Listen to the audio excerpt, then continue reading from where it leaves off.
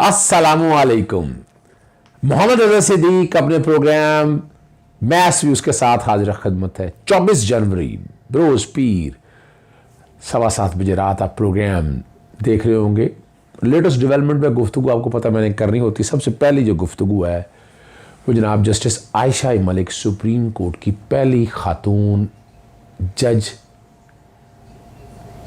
तकर्रर हो गया उनका और उन्होंने हलफ उठा लिया है और आज से वो सुप्रीम कोर्ट की जज आइनी और कानूनी तौर पर है।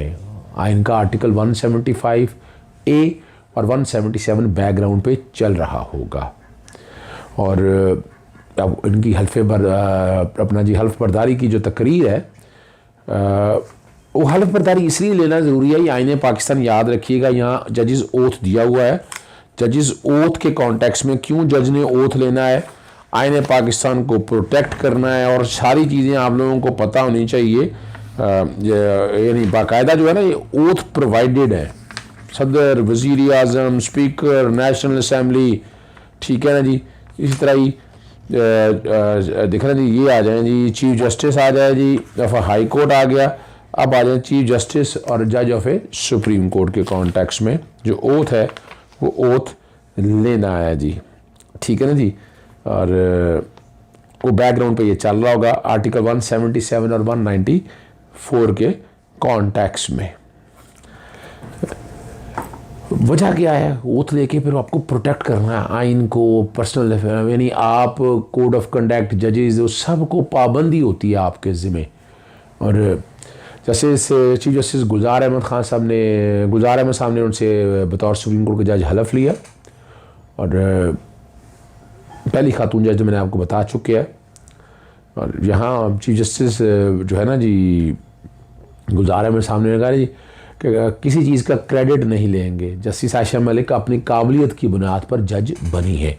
6 जनवरी को जस्टिस आयशा मलिक की तैनाती की सिफारिश की थी जुडिशल कमीशन ने और बाद मामला पार्लियामानी कमेटी के पास गया था बराए जज इस्तकर्री और उन्होंने भी हतमी मंजूरी दे दी थी यूनैनिमसली, मुत्तफ़िक़ा तौर पर। और 27 मार्च 2012 को लाहौर हाई कोर्ट की जज तैनात हुई थी और लाहौर हाई कोर्ट में जस्टिस आयशा मलिक ने आप बता तकरीबन 10 साल के करीब बनते हैं फ़राइज़ अंजाम दिए और 2031 तक जज रहेंगी सुप्रीम कोर्ट में और चीफ जस्टिस ऑफ पाकिस्तान भी बनेंगी। कल क्या होता है या चीज़ें किस तरफ चलती हैं या क्या हालात और वाक़यात आते हैं वो आने वाले दिनों में आपको बताते रहेंगे। 2 व्यूज़ हैं इनकी तैनातियों के हवाले से और मैंने सपोर्ट इसलिए की थी कि मेरिट पे हैं और आपको बताया भी था सीनियरिटी का प्रिंसिपल नहीं आता तो PLD 2002 सुप्रीम कोर्ट 939 जजमेंट भी बैकग्राउंड पे चल रही होगी और वाज़ेह तौर पर उन्होंने फ़र्क भी बताया था आपको कि कोई सीनियरिटी का प्रिंसिपल नहीं है, ये एक सियासत हो रही थी और वो सियासत करने वाले सियासी जमात के लोग थे। कुछ हमारे कोर्टों में भी ऐसे लोग बैठे हुए हैं और वो जो कुछ भी होना है आइन और कानून की पासदार होनी है। आइन जब फराहम करता है कि सीनियरिटी का प्रिंसिपल नहीं है तो नहीं है। ये फ्रेश ये एलिवेशन का लफ्ज़ नहीं है, ये प्रमोशन का लफ्ज़ नहीं है, ये फ्रेश अपॉइंटमेंट है। हाई कोर्ट के 5 साल यानी कि रिटायर भी अगर हो वो भी तैनात हो सकता है। जज हो, सॉरी अगर वकील हो, आर्टिकल मैंने इसलिए 177 आपके सामने बैकग्राउंड पे और 193 भी बैकग्राउंड पे चल रहा होगा। हाई कोर्ट के अगर जज बनना है तो 10 साल की वकालत चाहिए, यहाँ 15 साल की वकालत चाहिए। तो ये सीनियरिटी का प्रिंसिपल कहाँ लेके जाएंगे आप? सीनियरिटी का अगर जज ऑफ द हाई कोर्ट ने अगर सीनियरिटी करना तो आज ने लिखा ही जब नहीं है। चले हम आगे चलते हैं आपको लेकर आम इशू की तरफ। चले उससे पहले जो है ना चले हम आपको आगे लेकर चलते हैं और वो बड़ा वाज़ेह तौर पर है। वो PFU जो है ना सहाफ़ियों के तहफ़्फ़ुज़ का कानून अदालत में चैलेंज कर दिया है। पाकिस्तान फेडरल ऑफ जर्नलिस्ट से सहाफ़ी की तारीफ और protection of journalist and media professional act 2021 की शिक नंबर 6 को इस्लामाबाद हाई कोर्ट में चैलेंज किया है। जनरल सेक्रेटरी जो है नासिर जैदी ने पाकिस्तान बार काउंसिल की जर्नलिस्ट डिफेंस कमेटी के तवस्सुत से इस्लामाबाद हाई कोर्ट में रिट पिटीशन दायर की। ये भी जो बनी हुई ना जर्नलिस्ट डिफेंस कमेटी, मैं क्या कहूँ आपको, ये सो कॉल्ड लिबरल वहाँ पर उस वक्त यहाँ सर्टन हमारी बार काउंसिल्स में कुछ लोग बैठे हैं, वो अपने ही मकासद पूरे करते फिर रहे हैं और ये उनका कहना ये है कि आइन ये अपने यानी जो ये शिक है ना 6 अदालत की तरफ से अपने आइनी हक और आज़ादी पर पाबंदी नाफज करने के तय करदा असूलों खासकर आर्टिकल 19 और 19A के तहत जमानत की आज़ादी इजहार राय और मुआवनत के हक़ को पामाल करती है। बड़ी मिर्चें लग रही हैं इन लोगों को। हाँ, ये जो मादर पितर आज़ादी का कॉन्सेप्ट है ना, ये है नहीं। आर्टिकल 19 की बैकग्राउंड पे बार बार मैं चलाता हूँ। पिटीशन में कानून में फोटो जर्नलिस्ट और कैमरा पर्सन को सहाफ़ियों की तारीफ से निकालने पर सवाल उठाते हुए पीआई मौक़िफ़ इख्तियार किया कि फोटोग्राफर और कैमरा पर्सन को सहाफ़ियों की तारीफ से निकालना, मालूमात फराहम करने और शहरियों की आगाही देने से कि फ़ोटो जर्नलिज्म के काम और किरदार को कम करने के मुतरादिफ है। हालांकि ये रिकॉर्ड की बातें, ये मेरा जानता कि मेरे जो इतला यही है कि ये तरमीम वापस होकर सहाफ़ी सारे ऐड, और यहाँ पूरे पाकिस्तान की सहाफ़ी तंजीमों ने उस पर काम किया था और उस पर हुकूमत वक्त जो है ना वो मान चुकी है। ठीक है ना जी। चीफ जस्टिस अतर मिल्ला साहब के पास ये केस की समाअत हुई, उन्होंने दलाइल सारे सुने, दलाइल सुनकर उन्होंने नोटिस या वफाकी इतलात और नशरियात को और वफाकी वजारत इंसानी हकूक़ को, शीरी मजारी वाली, उन्होंने अटॉर्नी जनरल को 9 फरवरी के लिए जवाब तलब करने के लिए नोटिस जारी कर दिया। कौमी असम्बली और सेनेट की मंजूरी के बाद 1 दिसंबर को सदर मुमलकत ने दस्तखत करके protection of journalist and media professional bill को कानून बना दिया था। अब ये पता नहीं इन्फॉर्मेशन इनके पास है नहीं, जो मेरे पास इन्फॉर्मेशन है यहाँ के जर्नलिस्ट सारे जिससे मेरी बात हुई, उन्होंने कहा कि बाकायदा जो है ना फोटोग्राफर और ये सारे जो है ना ये ऐड हो चुके हैं। अब कहना क्या चाह रहे हैं ये मैं आई कांट से एनीथिंग। अगली जो बात है मैंने आपसे गुफ्तगू जो करनी है वो बड़ी अहम है। वो अहम इस कॉन्टेक्स्ट में है कि जो भी फौजदारी कवानीन के हवाले से वज़ीर-ए-आज़म इमरान खान ने जो बातें की ना तरमीम के कॉन्टेक्स्ट में, तो मुझसे पूछा कि ये तरमीम आप क्या समझ रहे हैं, इससे कोई बेहतरी की तरफ आएंगी? तो PTV में मेरा जो क्लिप चला है, जो मेरा इंटरव्यू चला है, वो आप जरा सुन लीजिएगा। सर, आज जिस तरह से खान साहब ने कौम को एतमाद में लिया और जल्द ज़ाब्ता फौजदारी में इस्लाहात के हवाले से भी उन्होंने कहा कि निज़ाम इंसाफ में बेहतरी आएगी। जी, वज़ीर-ए-आज़म इमरान खान साहब ने जो जुडिशल रिफॉर्म की बात की है वो वक्त की अहम ज़रूरत है। हमारे यहाँ इंसाफ के हवाले से मैं तबकाती तफरकात की तो बात नहीं मैं करता, लेकिन यहाँ हमने देखा है कि ताकतवर और पैसे वाला आदमी किसी न किसी तरह से फ़ायदे निज़ाम से किसी न किसी शक्ल में ले लेता है।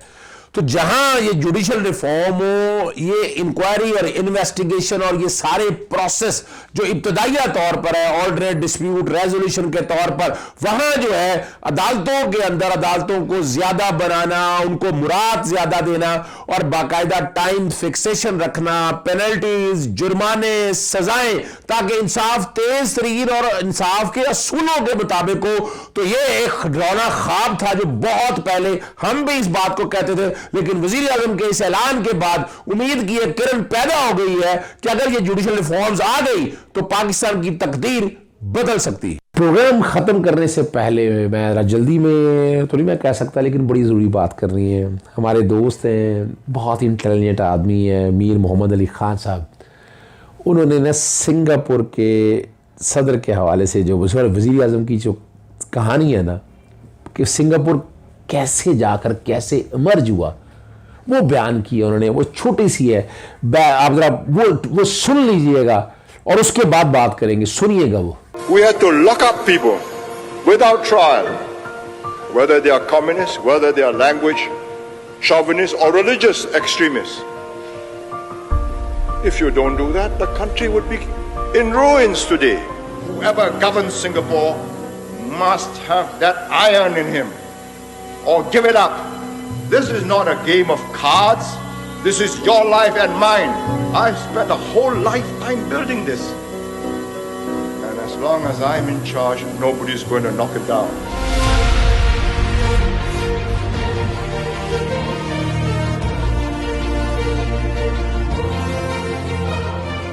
That we wouldn't be here, we would not have made the economic progress if we had not intervened on very personal matters. Who your neighbor is, how you live, the noise you make, how you spit or where you spit, or what language you use. Had we not done that and done it effectively, we would not be here today.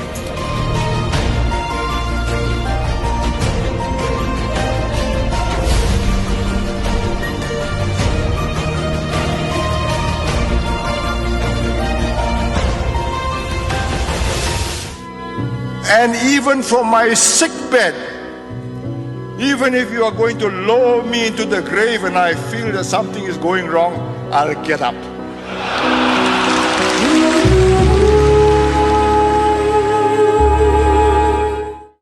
वो tweet भी आपने background पे देख लिया, video भी आपने सुन ली और ले आए यहाँ वज़ीर आज़म इमरान खान साहब के हवाले से।